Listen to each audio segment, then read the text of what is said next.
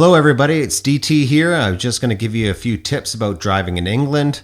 Last summer, 2018, I took my family on a road trip through England and we hit multiple sites. And I just wanted to share a few tips with you before you go and drive in England.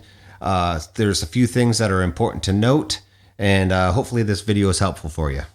First of all, as stated in my introductory video, I am not going to endorse any companies or tell you how to rent the car or suggest what you should rent, but I just wanted to start off with noting that England is right side driving on the left side of the road. That is number one to consider. Most cars in England are standard by nature. They do not drive a lot of automatics in the UK. Dealerships and car rental places definitely have them available, but you might want to pre-book to make sure that you are getting an automatic car unless you're comfortable with shifting gears with your left hand and trying to coordinate that while learning a different road system. So number one, driving on the left side of the road. Don't get intimidated. You will get used to it quicker than you think, but it is important, especially if you're coming from a country where you drive on the right side of the road and you're used to looking left at stops and other traffic situations, that you are looking right. Same thing with roundabouts. When you're entering a roundabout, you're doing a shoulder check on your right when you enter and shoulder checks on your left when you exit. If you miss your exit, don't be afraid to go around an extra time. Just make sure that when you're exiting, you're looking to the left, and when you're entering, you're looking to the right, and always yield to the cars who are already in the circle, giving them the proper right of way, and you will be safe. Also, there are a lot of one-lane roads in the countryside. These are not necessarily one way, and you'll notice that each of these roads has little alcoves on the side that you can pull over. If you see a car coming towards you, and you have the opportunity to pull over into that alcove to let them pass and then re-enter the road and continue on that single road. Driving on the left side of the road, don't be intimidated. Number two, GPS.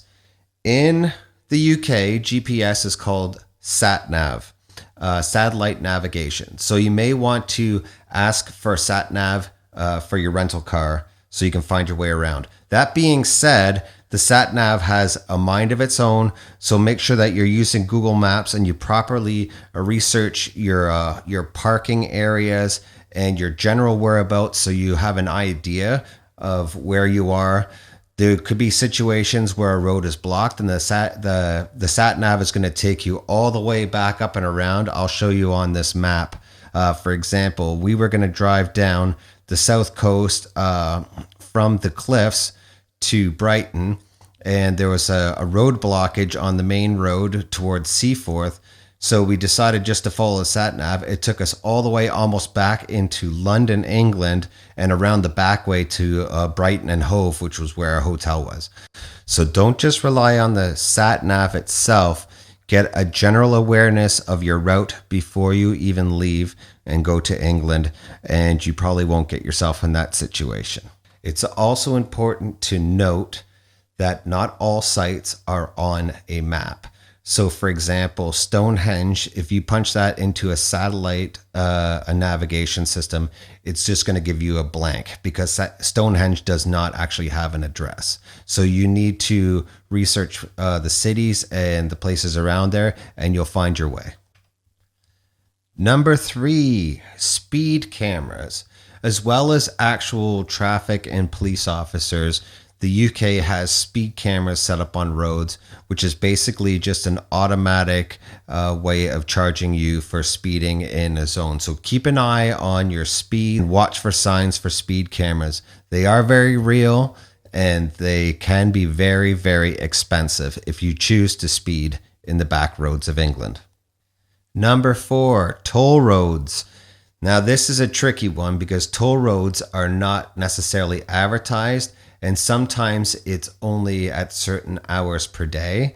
Actually, this past summer, I got burned with a road user charge for using the Dartmouth crossing at a certain hour. The initial charge was around $3 US.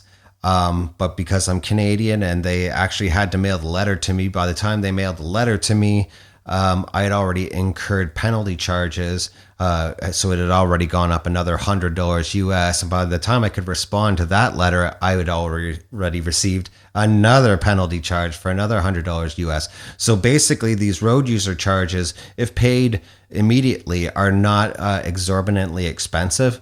But if you're in a rental car and you're only going to find out about that information later, you could incur late charges where they exponentially add penalties to you. And much like the speed cameras, they take a picture of your car and your license plate, and they can track you anywhere in the world. So watch out for toll roads.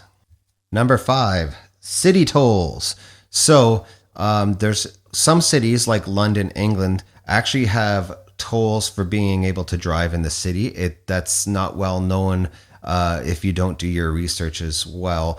If you were, for example, just going to be visiting London and the surrounding area, I would recommend that you do not even rent a car. But be aware that if you drive from the countryside or the surrounding area, the Croydon Circle, into London, as you get deeper and deeper into London, there are different city tolls for using a car within that city. So you should be very well aware of that before you go. Number 6, parking. So there really isn't a lot of general parking in England. When I was a kid, probably 10, 11 years old, it would be rare to see many cars parked on the side of the road. I would say nowadays it's rare to see roads that don't have cars parked on both sides of them. Most parking is pay parking, and you need to be aware of that. Even establishments that advertise that they have parking may not actually have parking when you get there. So one tip I would really recommend is, as soon as you rent your car, make sure that you write down the license plate on a piece of paper and keep it with you in your wallet. The reason I say this is because if you do find a parking spot and you do have to pay, the meter may be way down the street. And when you get to the meter, the first thing they're going to ask you is, what is the license plate of your car? And you need to enter that to get the proper ticket for your car. There was a number of times on our vacation where we chose the hotel because it said it had parking there. And then when we showed up, they actually didn't have parking. I'll give you an example. I'm not going to bash the hotel, but we stayed at the Best Western in Hove because they said they had parking. When we got there, they said, no, the parking is all full. And we had to park downtown. So we had to actually drive up multiple streets, try to find a parking spot, pay excessive charges for parking there. And then only if a space became available, you would try and snatch it up the next day. So I actually just went out to check out the back to see the parking lot.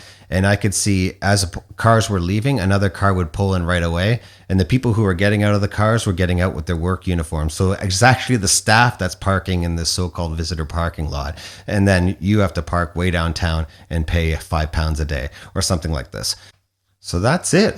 Basically, in general, having a car in Britain will give you a lot of freedom, especially if you want to roam the countryside. I dragged my family around over 1,000 kilometers in Britain. We saw a lot, and I don't think we could have covered that ground without a car. But I would say if you are planning a trip to Britain, Britain has excellent public transit. Not just England, obviously Scotland. If you're doing a trip where you're focusing on London and the surrounding area, I would recommend, as I said before, don't even rent a car. Same thing, Edinburgh, everything is walking distance. They have great public transportation.